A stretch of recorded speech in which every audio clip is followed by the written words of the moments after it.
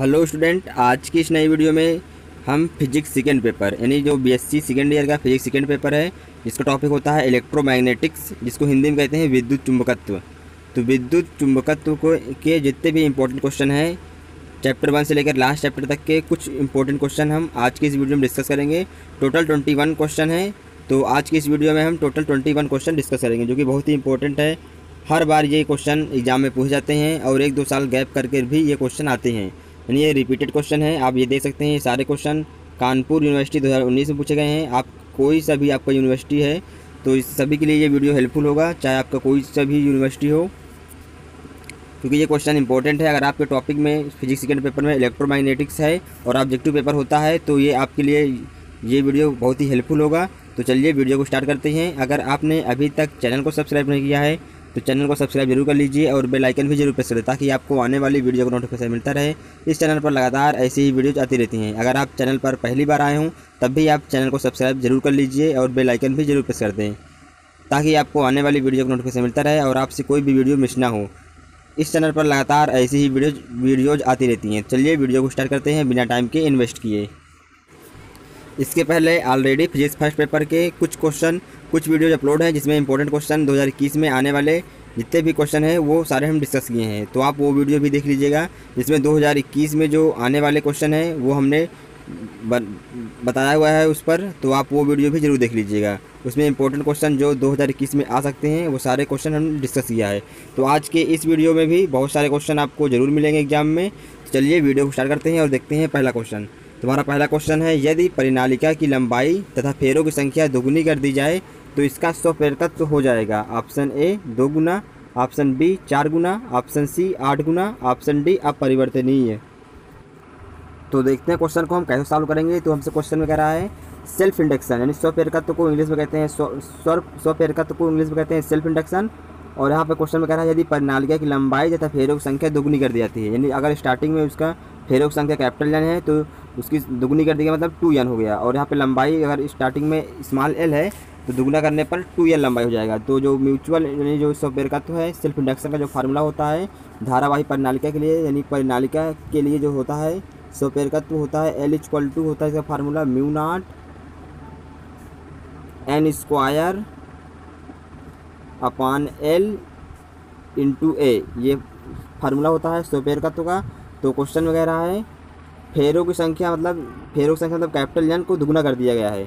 तो यहाँ पे जो n है वो उसको हम 2n कर दिए, मतलब दुगुना कर दिए, तो मतलब 2n कर दिए, मतलब 2 का स्क्वायर, n² है 2 का स्क्वायर अपान L कितना है, L को भी दुगुना कर दिया गया, मतलब परिनालिका की लंबाई तथा फेरों की संख्या दुगुनी कर दी गई, यानी n भी दुगुना कर दिया गया और L भी दुगुना कर दिया गया। तो L के स्थान पे हम दुगुना रखेंगे 2L और जो n के स्थान पे रखेंगे 2n, तो 2n की स्क्वायर मतलब 4n²। तो यहाँ से जो पूछ रहा है इसका स्वप्रेरकत्व हो जाएगा, यानी कितने गुना हो जाएगा। तो यहाँ से आप इसको सॉल्व करेंगे तो 2 का स्क्वायर 4/2 मतलब 2 गुना हो जाएगा, 2 गुना हो जाएगा। तो इसका जो आंसर हो जाएगा वो ऑप्शन ए होगा करेक्ट, क्योंकि ऑप्शन ए है 2 गुना। तो इस क्वेश्चन का ऑप्शन ए करेक्ट आंसर होगा। आई होप ये क्वेश्चन आपको समझ में आया होगा कि हमने इसको कैसे सॉल्व किया। अगर आपको नहीं आया तो थोड़ा मैं आपको और हिंट दे दूं कि यहाँ पे जो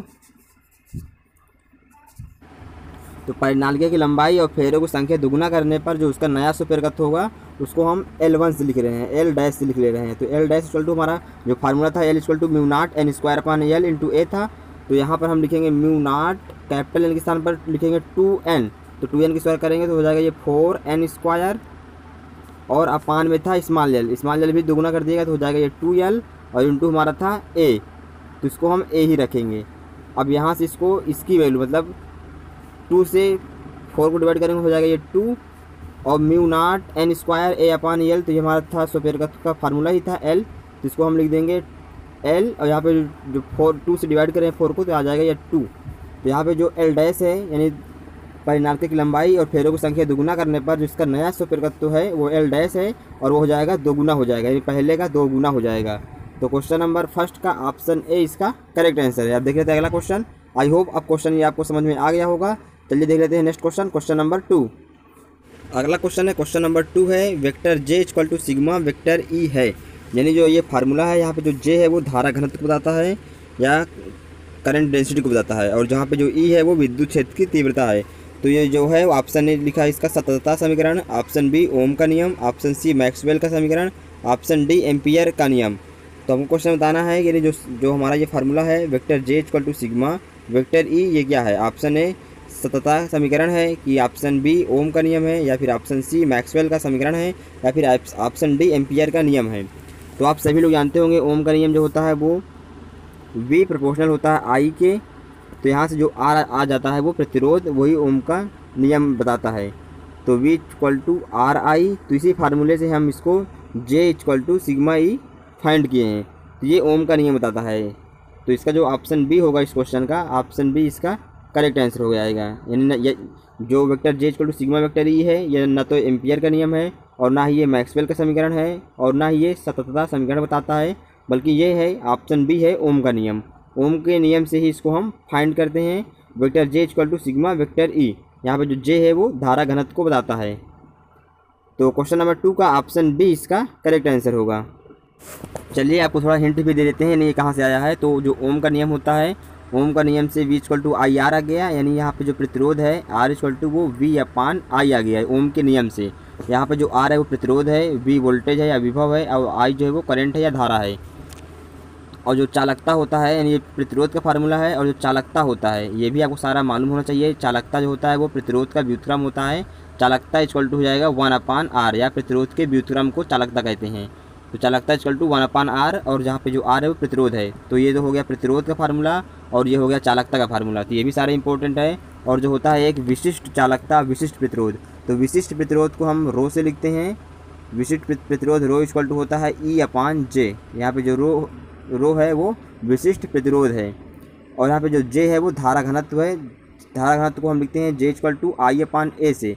I यहाँ पे करंट है, और जो A है वो एरिया है। तो J इक्वल टू I/A से धारा घनत्व को लिखते हैं हम।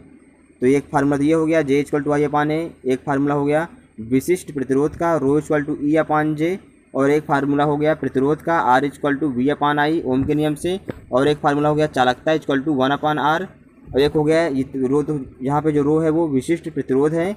अगर हमसे पूछता है विशिष्ट चालकता, तो विशिष्ट प्रतिरोध के व्युत्क्रम को विशिष्ट चालकता कहते हैं। तो एक फार्मूला आपका बन गया विशिष्ट चालकता को हम सिग्मा से लिखते हैं। यहाँ पे जो सिग्मा है वो विशिष्ट चालकता है। विशिष्ट चालकता सिग्मा इक्वल टू हो जाएगा 1/रो, 1/रो, और रो इक्वल टू है E/J। तो ये हो जाएगा J/E।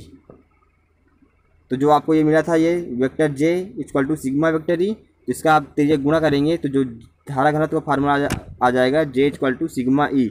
तो आप सब यहाँ से समझ सकते हैं कि ये जो कंबाइंड है ये सब ओम के नियम से ही सब निकल के आ रहे हैं। तो इसका जो करेक्ट आंसर होगा वो ओम का नियम है, यानी vector J equal to sigma vector E. जो इस फार्मूले का डेरिवेशन है वो ओम के नियम से ही होता है। तो आपके लिए सारे फार्मूले इंपॉर्टेंट है, यानी प्रतिरोध क्या होता है, फार्मूला क्या होता है, चालकता क्या होता है, विशिष्ट चालकता क्या होता है, विशिष्ट प्रतिरोध क्या होता है, धारा घनत्व क्या होता है, और इस सब को आपको इंग्लिश में भी मालूम होना चाहिए। यानी विशिष्ट धारा घनत्व को वो कहते हैं करंट डेंसिटी। ये सारे कुछ आपको मालूम होना चाहिए, बहुत ही इंपॉर्टेंट फार्मूला है। तो आप ये सारे ही फार्मूला याद जरूर रखिएगा, लर्न जरूर रखिएगा, सभी इंपॉर्टेंट है, इसलिए मैंने यहाँ पर आपको डिस्कस कर दिया है। अब देख लेते हैं अगला question, question number 3। Next question है, क्वेश्चन नंबर 3 है एल स्वप्रेरकत्व की कुंडली जिसमें आई धारा बह रही है, ऊर्जा संचयन का सूत्र होगा। Option A 2Li², option B 1/2Li², option C 1/2L²I, option D Li²। यहाँ पे जो आई है वो करंट है, धारा है, और जो एल है वो स्वप्रेरकत्व है। तो हमको जो बताना है इसका जो फार्मूला, यानी जो ऊर्जा संचयन का फार्मूला होता है वो क्या होगा। तो इसका जो ऑप्शन बी है 1/2Li² होता है। ये किसका फार्मूला है, ऊर्जा संचयन का सूत्र है। अगर एल स्वप्रेरकत्व यहाँ पर है और जो आई है वो धारा है, तो जो ऊर्जा संचयन का सूत्र होता है वो 1/2Li² होता है। तो क्वेश्चन नंबर 3 का ऑप्शन बी इसका करेक्ट आंसर होगा। ये भी इंपॉर्टेंट फार्मूला है, ये फार्मूला भी आपको लर्न रहना चाहिए। अब देख लेते हैं अगला क्वेश्चन। अगला क्वेश्चन है, क्वेश्चन नंबर 4 है, यदि दो कुंडली एक दूसरे के पास रखी हों तो उनके मध्य लगने वाला अन्योन्य प्रेरकत्व निर्भर करता है। ऑप्शन ए दोनों कुंडलियों की धारा पर, ऑप्शन बी कुंडली के तार के पदार्थ पर, ऑप्शन सी दोनों कुंडली की परस्पर स्थिति व अभिविन्यास पर, ऑप्शन डी है उपयुक्त में से कोई नहीं। तो इसका जो करेक्ट आंसर होगा वो है ऑप्शन ए दोनों कुंडली की धारा पर निर्भर करता है। यदि कोई कुंडली एक दूसरे के पास रखी हैं तो उनके मध्य लगने वाला जो अन्योन्य प्रेरकत्व है वो निर्भर करता है कि दोनों कुंडलियों में धारा कैसी बह रही है। तो इसका जो ऑप्शन ए है दोनों कुंडली की धारा पर निर्भर करता है। तो क्वेश्चन नंबर 4 का ऑप्शन ए करेक्ट आंसर होगा। अन्योन्य प्रेरकत्व में 2 कुंडली की आवश्यकता होती है और स्वप्रेरकत्व में सिर्फ 1 कुंडली की आवश्यकता होती है। तो पहले हम जान लेते हैं डिफिनेशन क्या होता है अन्योन्य प्रेरण का। अन्योन्य प्रेरण को इंग्लिश में कहते हैं म्यूचुअल इंडक्टेंस। म्यूचुअल इंडक्टेंस की जो डिफिनेशन है वो है जब हम 2 कुंडली को पास पास रख कर उनमें से एक में बैटरी के द्वारा या किसी भी द्वारा यानी उसमें वैद्युत धारा प्रवाहित करते हैं, यानी वैद्युत धारा के मान में हम कुछ परिवर्तन करते हैं, घटाते बढ़ाते हैं अथवा धारा को बंद कर देते हैं, तो दूसरी कुंडली में एक प्रेरित विद्युत वाहक बल उत्पन्न होता है।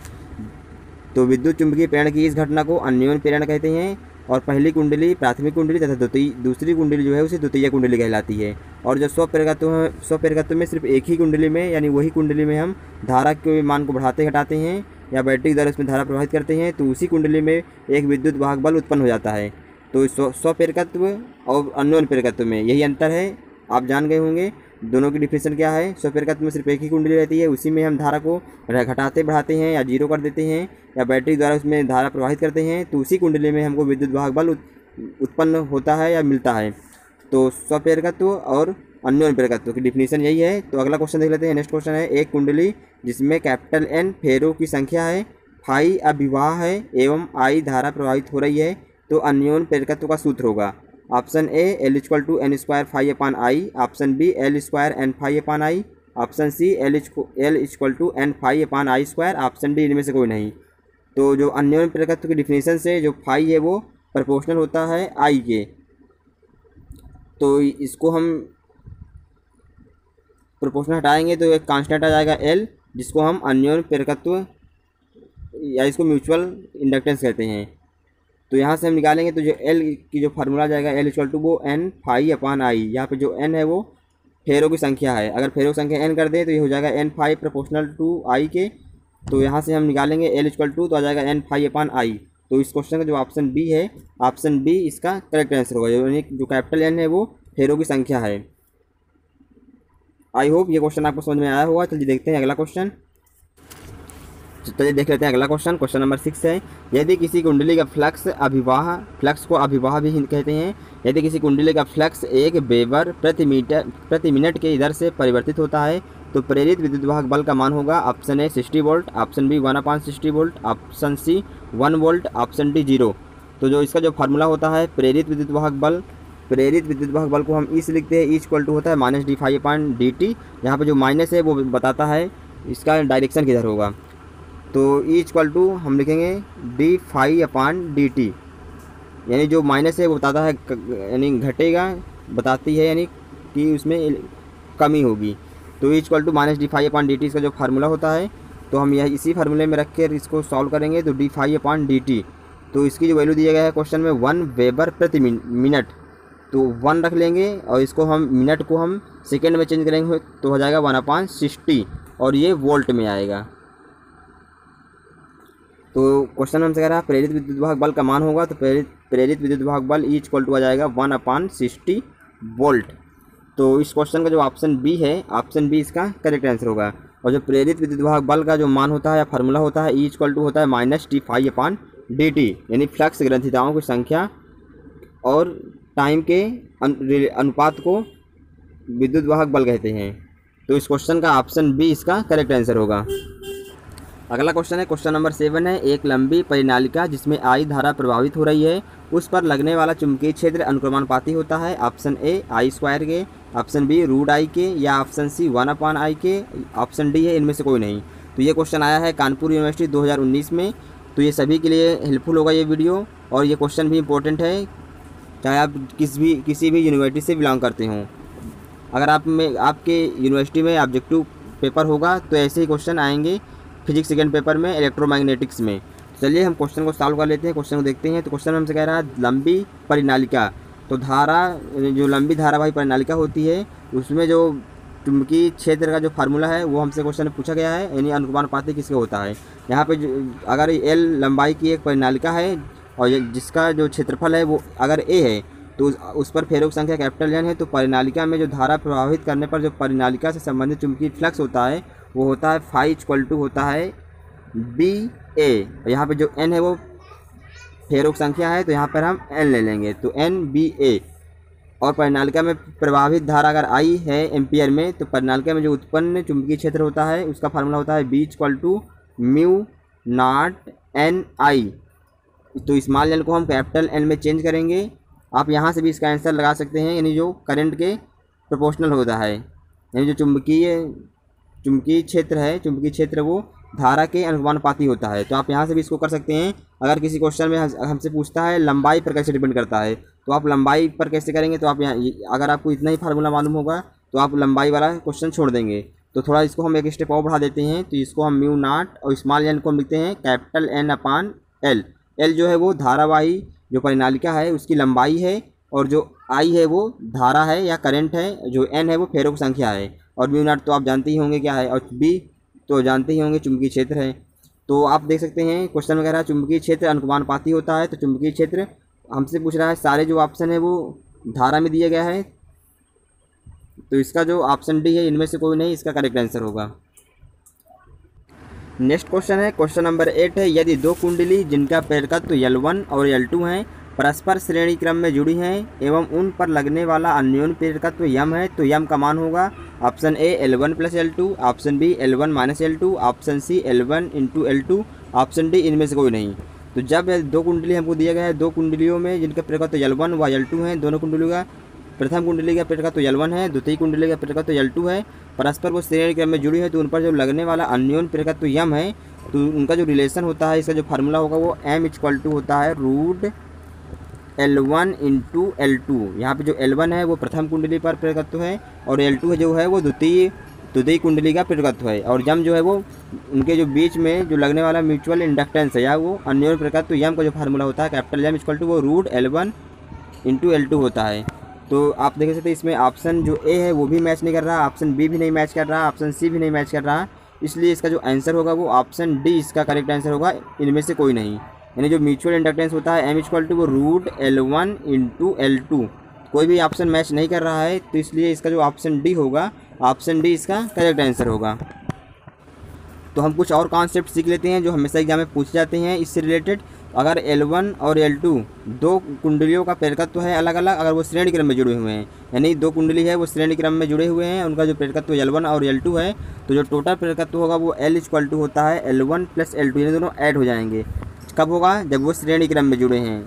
ये भी बहुत इंपॉर्टेंट कॉन्सेप्ट है। अब एक कॉन्सेप्ट है समांतर क्रम में, अगर एक समांतर क्रम में जुड़े हैं तो जो उनको हम जोड़ेंगे 1/L equal to 1/L1 plus 1/L2। तो समांतर क्रम में हम ऐसे जोड़ेंगे प्रेरकत्व को, और श्रेणी क्रम में जो ऊपर वाला फार्मूला है वैसे जोड़ेंगे। इसका हम LCM लेके भी इसको सॉल्व करेंगे, तो जो L आ जाएगा L इक्वल टू आ जाएगा L1 into L2/L1 plus L2। यानी अगर हमको दो दिए गए हैं, दो प्रेरकत्व दिए गए हैं L1 और L2, अगर वो श्रेणी क्रम में है तो हम डायरेक्ट उससे जोड़ लेंगे, L1 प्लस L2 करके जोड़ लेंगे, टोटल निकाल लेंगे। अगर वो समांतर क्रम में है तो उसको हम L equal to L1 into L2/L1 plus L2 इस फार्मूले से निकालते हैं। तो ये दोनों ही इंपॉर्टेंट कॉन्सेप्ट है, श्रेणी क्रम में कैसे जोड़ते हैं और समांतर क्रम में कैसे जोड़ते हैं। तो आई होप ये आपको समझ में आया होगा। तो जैसे हम प्रतिरोध को जोड़ते हैं, प्रतिरोध को श्रेणी क्रम में जोड़ते हैं और समांतर क्रम में जोड़ते हैं, प्रतिरोध की तरह ही हम प्रेरकत्व को भी जोड़ते हैं। अब देख लेते हैं अगला क्वेश्चन। नेक्स्ट क्वेश्चन है, एक परिनालिका जिसकी लंबाई 1 मीटर एवं अनुप्रस्थ काट का क्षेत्रफल 10 सेंटीमीटर स्क्वायर है एवं उस पर या उसमें 1000 फेरे हैं, उसके केंद्र पर 20 फेरों की एक कुंडली लपेटी गई है, तो दोनों के मध्य अन्योन्य प्रेरकत्व का मान होगा। हमसे पूछा गया है अन्योन्य प्रेरकत्व यानी कैपिटल एम की वैल्यू पूछा गया है क्वेश्चन में, और ऑप्शन ए है 2512 माइक्रो हेनरी, ऑप्शन बी है 2.512 माइक्रो हेनरी, ऑप्शन सी है 0, ऑप्शन डी इनमें से कोई नहीं।